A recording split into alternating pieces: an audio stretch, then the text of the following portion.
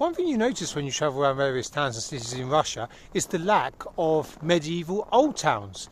Of course, there's so many excellent examples all over Europe, but you never see any in Russia. However, that's not to say they don't have old towns in Russia. They do. I'm walking in one now, but they just don't look like the European old towns. So I guess in a way this is kind of a typical Russian old town, completely different from the European style. Just kind of open, empty place.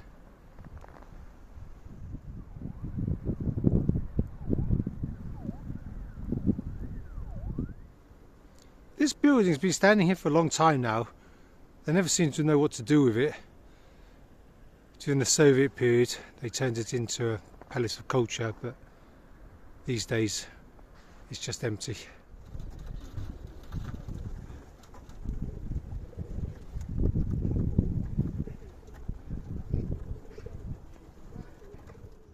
Rather befittingly, the museum's in one of the old buildings.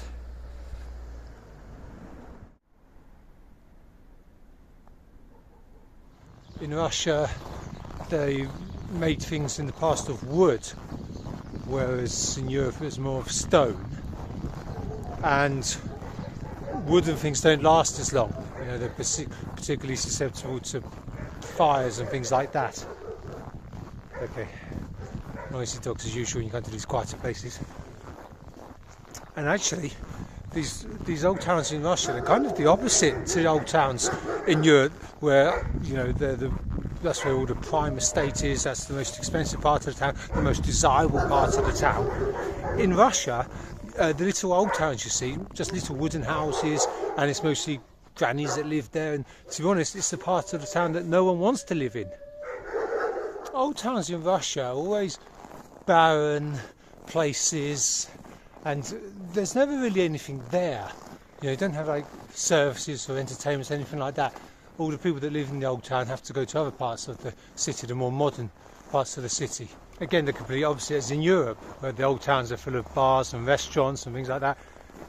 In this old town there's not one restaurant, not one bar, there's basically nothing.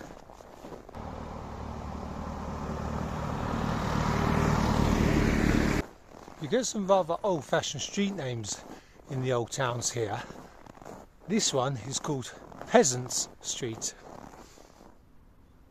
Look at that, an old communal post box.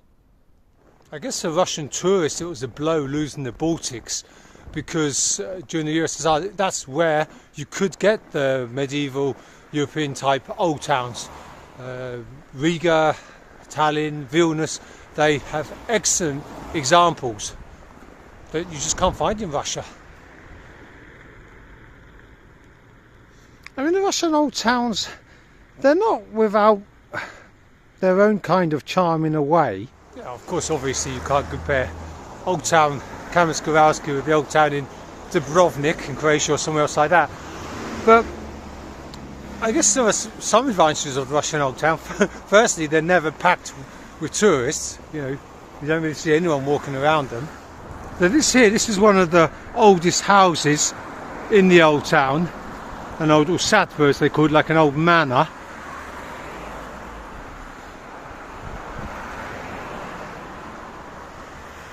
I guess practicality has to take priority over aesthetics. You see, put in the double glazing window. Of course, winters here get so cold. In the old town, you still get some of the old school industries, like shoemaking factory here. And just here, they make church bells. Of course, you always see churches in the old towns. In some cases, there are old churches, but in just as many cases, they're actually quite new churches. Another reason they didn't build these extravagant old towns here, apart from the risk of them being destroyed by fire, was the risk of them being destroyed by invasions, Mongol invasion or any other type.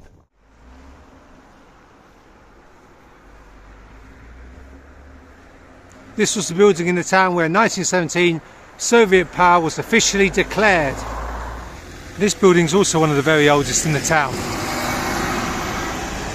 As you can see, I mean, I guess because it's an old building they can't just knock it down, even though it could do with being knocked down. So instead they just have to completely redo it. So obviously it looks a bit of a mess with the two completely different styles. But in the Russian old towns, aesthetics doesn't matter anyway. Another thing I've noticed about the old town, it seems to be where all the funeral parlours are. And I guess that's because this is also where the churches are.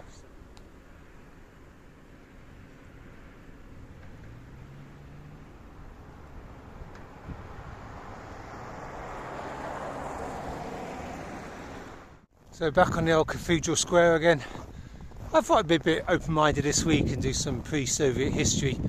But next week, I'm pretty sure I'll be back to the Soviet stuff.